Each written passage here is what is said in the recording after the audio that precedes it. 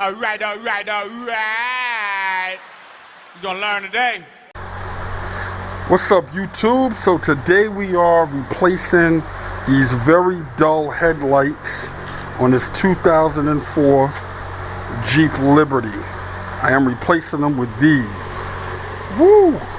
You can already see the difference. Now this is a very simple job. It should only take about maybe 15 minutes.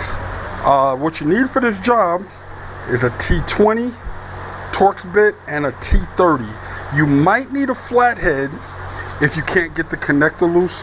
Now the new headlights do come with a new bulb, but we're not using those. I'm gonna put LEDs in there. So this is where the locations are. So you're gonna have, these are T20s. You got one here, one here, one here, and one here.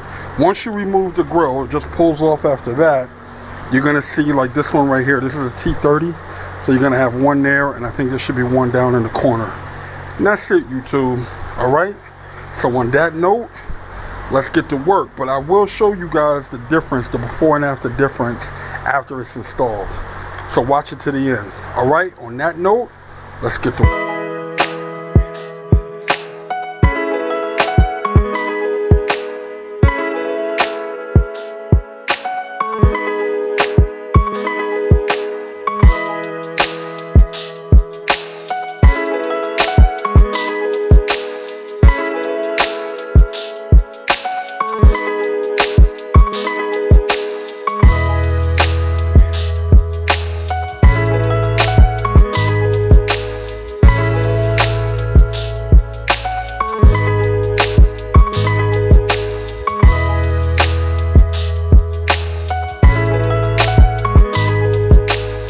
YouTube, it looks like these are T20s also, so guess we don't need the T30. On some of them they're asking for T30s, but this one's going to work off the T20, so